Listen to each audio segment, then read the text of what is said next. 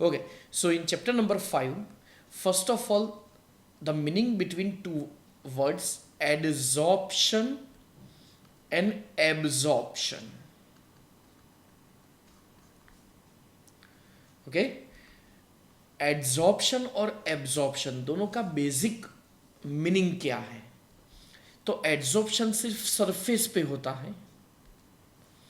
Okay, चलो suppose ये एक एटम है और एड्सॉर्प्शन का मतलब क्या है कि सिर्फ इसकी सरफेस पे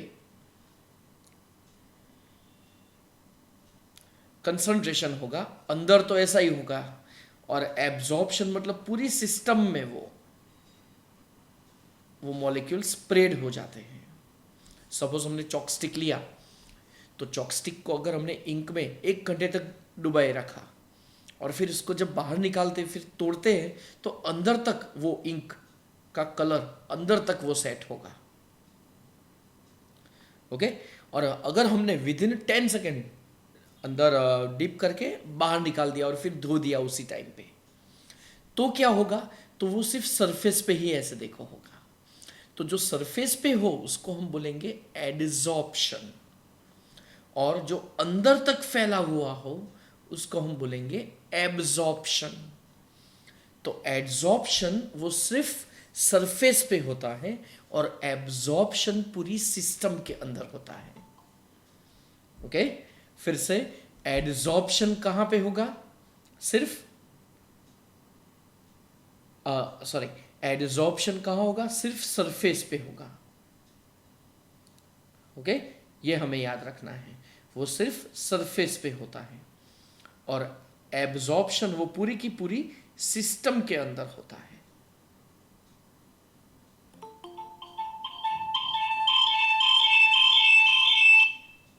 ओके, वो पूरी की पूरी सिस्टम के अंदर होता है। तो एड्सॉर्प्शन सरफेस पे और एब्जॉर्प्शन पूरी की पूरी सिस्टम के अंदर। So this is the basic meaning. चलो, what is meant by surface chemistry? तो हमें पता है surface chemistry means the study of the concentration study of concentration on the surface और on the bulk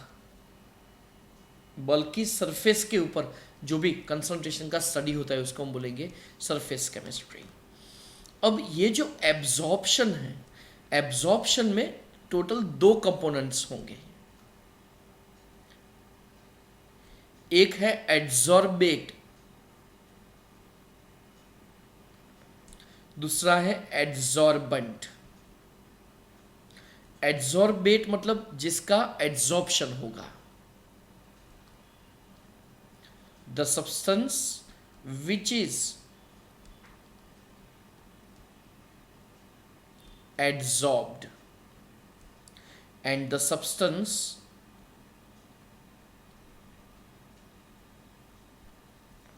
on whose surface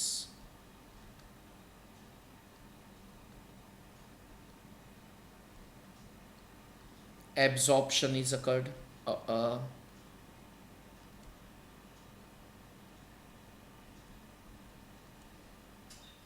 Adsorption is occurred.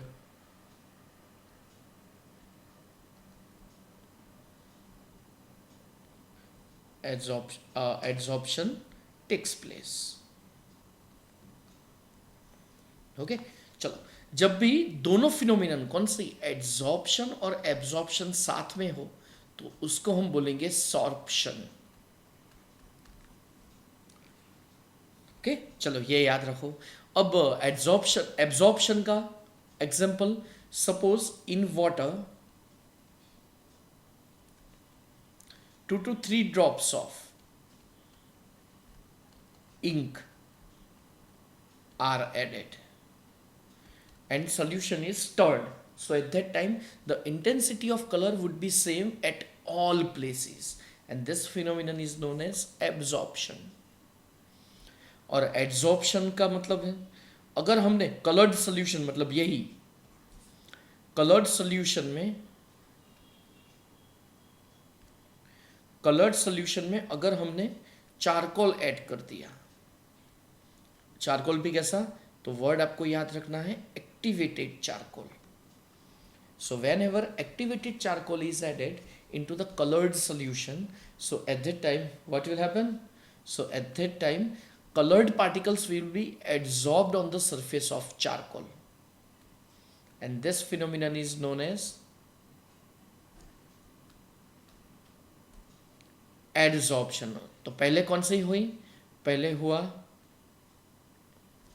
Absorption, बाद में adsorption, दोनों simultaneously होते हैं तो उसको हम बोलेंगे सॉर्प्शन. ओके चलो, तो अब ये जो एक्टिवेटेड लिखा है उसका मतलब क्या है पता है, कि चारकोल को पहले वैक्यूम में हीट किया जाता है और फिर उसको वैक्यूम में ही स्टोर किया जाता है. क्योंकि अगर उसको वैक्यूम में हम स्टोर न करें, अगर उसको ओपन एयर में अगर हम स्टोर करें तो फिर क्या होगा कि एयर में जो भी होगा उसको वो अट्रैक्ट कर लेगा. चलो अब क्वेश्चन, तो वो अट्रैक्ट क्यों करता है, जस्ट मिनट. तो फिर अब उसके लिए चलो एक वीडियो देखते हैं अभी. ओके, सपोज हमने यहाँ पे लाइट येलो कलर का कलर लिया और फिर उसके अंदर हमने चारकोल, ये चारकोल मॉलिक्यूल्स है.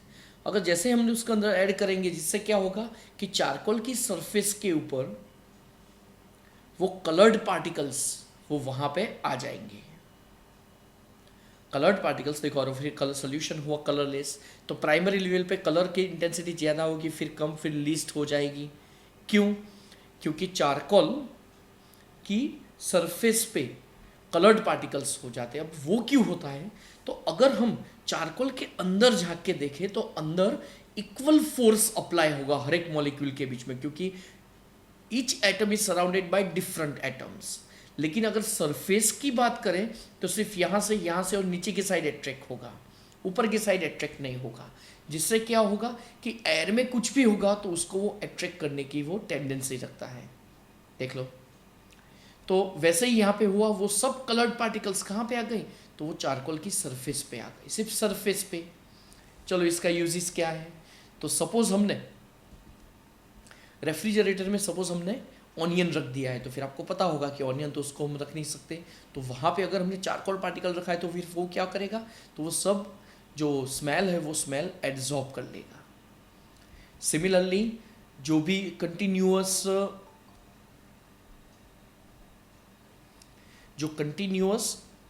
बैड एटमोसफियर में काम कर रहे हैं तो उनको जनरली ऐसे गैस मास्क देते हैं, पता है ना. तो गैस मास्क से क्या होता है कि जो कलर एक्टिवेटेड चारकोल पार्टिकल्स होते हैं तो फिर वो जैसे ही गैस मास्क से वो इनहेल करते हैं तो होगा क्या कि इनहेल करने से वो सब पार्टिकल्स सिर्फ चारकोल, जो एक्टिवेटेड चारकोल यहाँ पे रखा है ना गैस मास्क के आगे के पार्ट पे, तो वो सब एड्जॉर्ब हो जाएगा और अंदर जो स्मेल मिलती है वो, या तो फिर अंदर जो एयर मिलेगी वो प्योरीफाइड मिलेगी, मतलब प्योर मिलेगी, only O2 and N2. Okay, so this is the use of adsorption. Okay, तो चलो ये हुआ adsorption. तो adsorption वर्ड क्लियर. अब यहाँ पे आपको एक MCQ याद रखना है कि जहाँ भी चैप्टर स्टार्ट होता है वहाँ पे लिखा है, अगर मुझे क्लीन सरफेस चाहिए, किसकी, अगर मुझे क्लीन सरफेस चाहिए 10⁻⁸ to 10⁻⁹ पास्कल, इतना हाई वैक्यूम उस टाइम पे क्रिएट करते हैं. क्लीन सरफेस किसकी चाहिए, सपोज मुझे निकल की चाहिए. आपको पता है कि जब भी हाइड्रोजनेशन रिएक्शन होती है, carbon carbon double bond, suppose ethene होता है तो उसके अंदर हाइड्रोजन ऐड होगा. व्हेन उसको निकल के साथ हम हीट करते हैं तब, तो यहाँ पे एक बॉन्ड ब्रेक होगा और एक एक हाइड्रोजन ऐड होगा, तो इथीन में से आपको मिलेगा इथेन, इजंट इट. तो इथीन में से आपको इथेन मिलता है. तो ये जो रिएक्शन है तो उसमें निकल की सरफेस पे ये हाइड्रोजन कोटेड होता है. तो हाई वैक्यूम उस टाइम पे हम क्रिएट करते हैं, कितना, 10⁻⁸ to 10⁻⁹ पास्कल. ओके, तो इतना हाई वैक्यूम उस टाइम पे हम क्रिएट करते हैं, तो तब जाके आपको क्लीन सरफेस मिलती है और फिर उसको स्टोर किस पे करते हैं, हम उसमें करते हैं. तो चलो, तो ये थ्योरी हुई किसकी, सरफेस केमिस्ट्री, फिर एड्सॉर्प्शन. ओके, तो चलो, तो इतना क्लियर हो चुका होगा. ओके, तो चलो सरफेस केमिस्ट्री फर्स्ट पैरा मैंने एक्सप्लेन कर दिया। उसमें जो सॉलिड और गैस, हाँ मेन एक वर्ड एक्सप्लेन करना था। ओके चलो, इंटरफेस, हाँ ये रह गया। अब इंटरफेस क्या है? तो interface means suppose to in a beaker, if I say there are two strips, then yes it is right. But if I say there are three strips, then you can say that it's wrong, there are only two, because whenever two solids are combined, so at that time interface will be obtained, interface मिलेगी जिससे आप differentiate कर पाओगे कि यहाँ पे एक नहीं दो पेन है। चलो मैं यहाँ पे ड्रॉ करके बता सकता हूँ कि चलो ये जो बिकर है, ओके तो इंटरफेस कौन से के बीच में मिलेगी? चलो सॉलिड सॉलिड के बीच में मिलेगी, फिर सॉलिड और लिक्विड के बीच में भी इंटरफेस मिलेगी। सपोज इसके अंदर हमने पानी भर दिया, ओके तो दोनों की इंटरफेस मिलेगी। चलो लिक्विड लिक्विड की इंटरफेस मिलती है, तो answer is yes.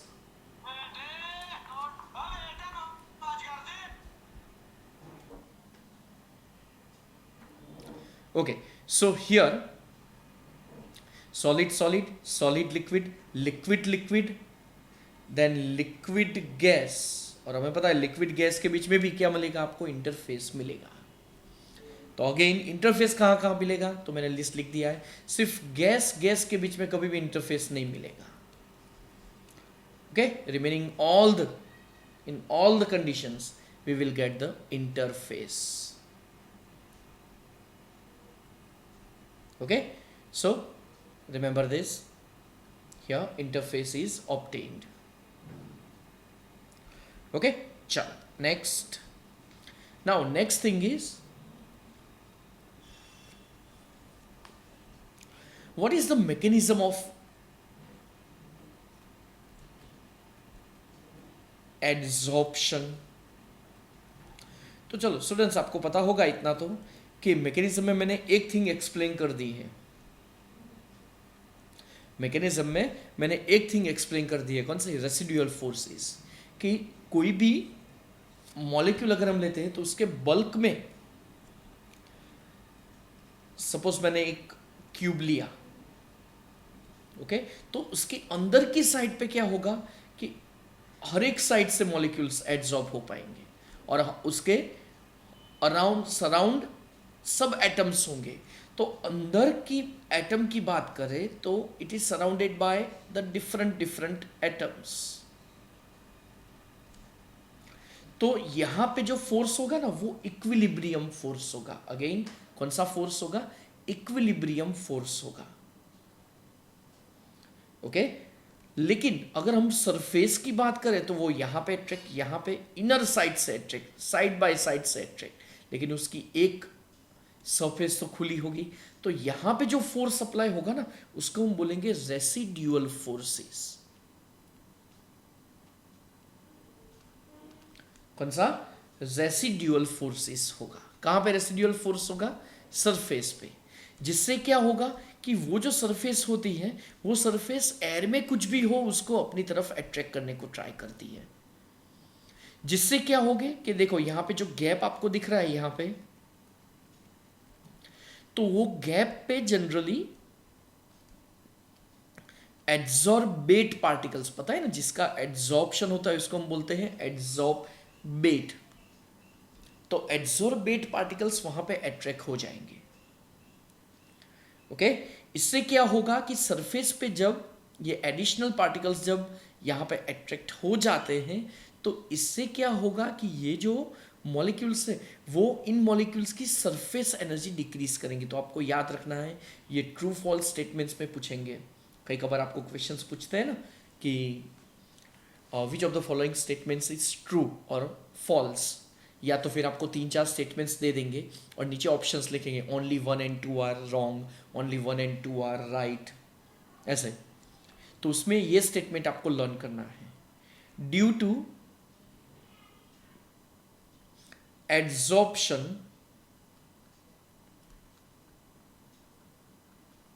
surface energy of adsorbent decreases. Again, due to adsorption, surface energy of adsorbent decrease. Surface energy क्यों डिक्रीज हुई? क्योंकि सरफेस पे ये जो गैप था, जिससे क्या होगा, उनकी एनर्जी ज़्यादा थी, क्योंकि रेसिडुअल फोर्सेस सप्लाई हो रहे थे।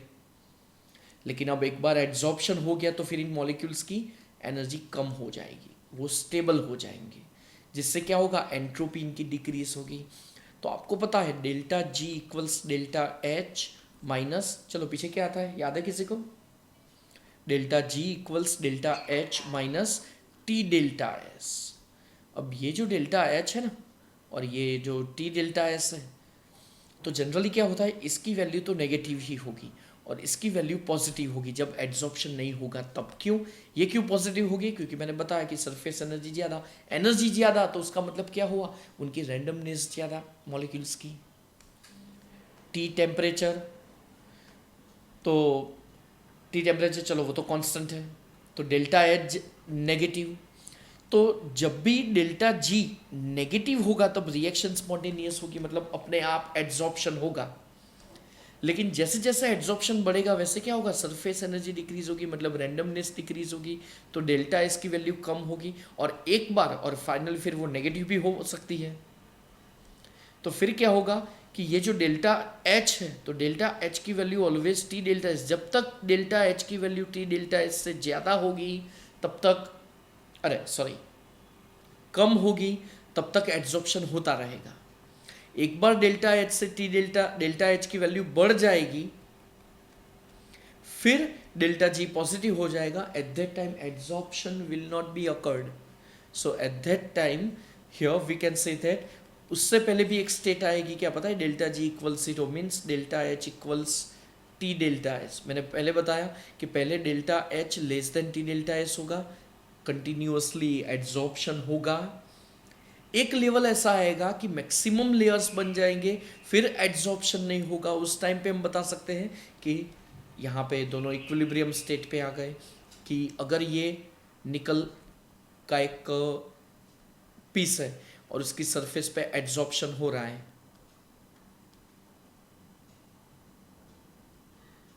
चलो एक लेयर हो गया, दूसरा लेयर हो गया, कभी तो इसकी सैचुरेशन पीरियड आएगा ना। Saturation period is known as one type of equilibrium state. Okay, so this condition is known as equilibrium state. At that time adsorption is in equilibrium state, फिर adsorption नहीं होगा। अगर adsorption फिर से करना है तो फिर इसकी सरफेस एरिया खुली कर दो, उसको हीट कर दो वैक्यूम में, जिससे सब पार्टिकल्स रिमूव हो जाएंगे और फिर से सरफेस आपको ज़्यादा मिलेगी, फिर से टी डेल्टा एस बढ़ जाएगा, डेल्टा एच डिक्रीज हो जाएगा, फिर एड्जॉर्प्शन होगा और ये कंटिन्यूस होता रहेगा। So this condition, so this one is the mechanism. तो 2 marker question most important students आपको लर्न करना पड़ेगा। अभी मैंने जो समझा है वो आई थिंक समझ में तो सबको आ गया होगा, लेकिन जब लिखने की बारी आती है तो फिर आप लिख नहीं पाओगे। तो उसके लिए अबाउट 3 to 4 टाइम्स ये थ्योरी लिख दो और ये ठीक तरह से लर्न कर दो। ओके, फर्स्ट पैरा मैंने जो रेसिडुअल फोर्स का एक्सप्लेन किया था वो था, सेकेंड पैरा उसकी थर्मोडाइनेमिक एक्सप्लेनेशन है। कौन सही? थर्मोडाइनेमिक, मतलब delta G equals delta H minus T delta S, वो जो वाला फॉर्मूला है ना, ये इसका है। ओके, चलो तो फिर अब आता है टाइप्स ऑफ एड्जॉर्प्शन। अब ये जो टाइप्स ऑफ एड्जॉर्प्शन है उसमें फिजिसॉर्प्शन एंड केमिसॉर्प्शन। तो आपको पहले क्या करना है, ये टेबल लर्न कर देना है। कौन सा वाला? फिजिसॉर्प्शन एंड केमिसॉर्प्शन। तो इसके पॉइंट्स आपको लर्न कर देने। कई कबार आपको ये डायरेक्टली आपको state the difference between chemisorption and physisorption, मतलब chemical adsorption and physical adsorption, ये भी पूछ सकते हैं। कई कबार ये जो पॉइंट्स है ना, कितने, आई थिंक 8 9 नहीं 8 points, just minute, surface area, okay 8 number का जो पॉइंट है ना वो सिमिलैरिटी है। देखो लिखा, it depends on the surface area, it increases with an increase in the surface area. और यहाँ पे it also depends on the surface area in two increase with increase in surface area, मतलब 8 number का है वो, difference नहीं है। Okay तो टोटल 8 पॉइंट्स है। अगर आपको 2 मार्क्स में पूछते हैं तो you have to write 4 points, 3 marker then 6 points. Okay और वही पॉइंट्स यहाँ पे फिर एक्सप्लेन किए हैं उन्होंने। ओके तो फिर ये सेल्फ में मैं अभी दे रहा हूँ, तो यहाँ तक आपको कंप्लीट करना है। थियोरी अच्छी तरह से 3 to 4 टाइम्स लर्न कर दो। Next is adsorption isotherms. चलो अब इसमें आपको लर्न कितना करना है, चलो तो इसका नाम है Freundlich adsorption isotherm. First of all, adsorption phenomenon is an exothermic reaction. Means with increase in temperature, extent of adsorption decreases. तो अगर मैं ये ग्राफ ड्रॉ करूं तो जैसे जैसे टेम्परेचर इंक्रीज होगा वैसे वैसे ये एड्सॉर्प्शन डिक्रीज होगा। सपोज मैं ये ले रहा हूं 200 केल्विन पे, तो सपोज मैं 250 केल्विन लूँ तो यहाँ पे मिलेगा। We can take any value but as temperature increases, suppose ये 300 केल्विन पे है। ओके तो एड्सॉर्प्शन इंक्रीज होगा। और एक थिंग, ये जो x बाय एम है, x by M is extent of adsorption. Again what is x by M? x by M is extent of adsorption, याद रखो ये। अब ये जो एड्सॉर्प्शन है x by M that is extent of adsorption, तो ये जो एड्सॉर्प्शन है उसमें x by M is directly proportional to the pressure raise to 1 by n। ये फॉर्मूला है, ये फॉर्मूला का नाम है Freundlich adsorption isotherm. Freundlich adsorption isotherm. So this one is extent of adsorption, अभी मैंने लिख दिया। P pressure at which any pressure as pressure increases, at starting adsorption increases, but after some time it and after particular value it will be almost constant। देख लो ये graph, इसमें ये constant है। चलो x by m प्रोपोर्शन की जगह आप k constant लिखो। So here k and n both are constant and both are temperature dependent, both are temperature dependent।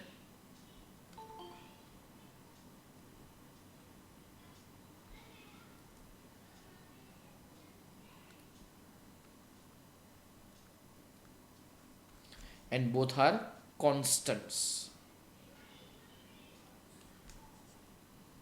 okay both are constant। so x by m equals k into p raised to 1 by n। this is the formula। now if we apply logarithm, चलो लिखो क्या होगा, log of x by m, k और p raised to n, p raised to 1 by n दोनों के बीच में multiplication है, तो फिर अब क्या लिखूं मैं, log के एडिशन, लेकिन बोलो तो सही, log के और फिर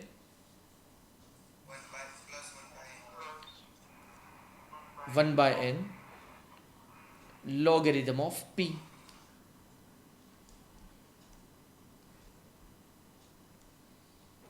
ओके चलो अब यहां पे y equals m x plus c formula,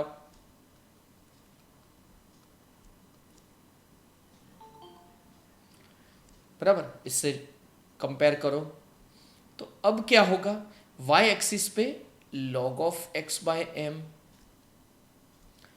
x axis पे log p ले लो। This formula is compared with y equals mx plus c।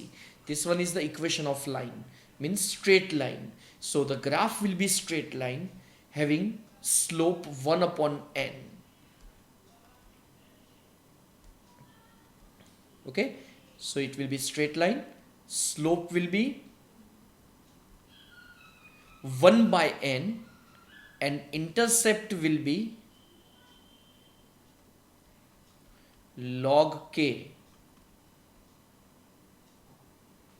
Okay, intercept will be log k. So this is the fundamental.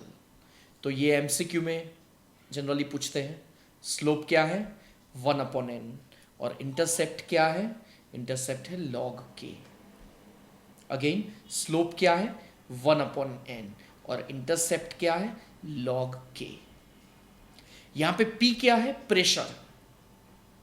अगर मैं solution के लिए apply करूं तो formula क्या होगा?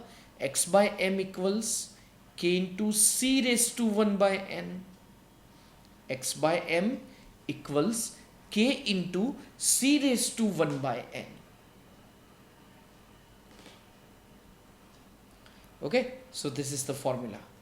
x/m equals k into c raised to 1/n.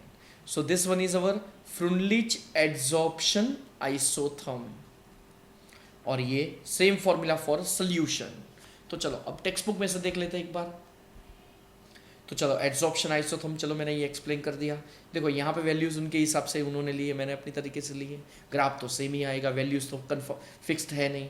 हाँ, एक चीज़ रही गई, n must be greater than 1. यहाँ पे जो n होगा ना वो ऑलवेज ग्रेटर देन 1 होगा. मतलब प्रेशर हम ज़्यादा अप्लाई कर दे फिर भी एड्सॉर्प्शन इतना ज़्यादा बढ़ेगा नहीं. ओके, देखो ये फॉर्मूला, उसका graph, straight line, intercept and slope. Okay, तो थियोरी मिनिमम 5 टाइम्स लिख के लर्न करो ये. Okay, adsorption from solution phase, चलो अभी मैंने एक्सप्लेन कर दिया. एक बार थियोरी पढ़ लेना, फॉर्मूला भी देख लो, मैंने अभी जो बताया वही लिखा है. पी की जगह पे सी, और फिर ये एप्लीकेशंस आपको लर्न करनी है. ओके, उसके 10 पॉइंट्स से. तो चैप्टर 5 का फर्स्ट पार्ट यहाँ पे कंप्लीट हो गया. अगेन चैप्टर 5 का फर्स्ट पार्ट यहाँ पे कंप्लीट हो गया. तो इतना आपको आज लर्न करना है. तो फिर इतना लर्न करो ठीक तरह से, लेक्चर ओवर.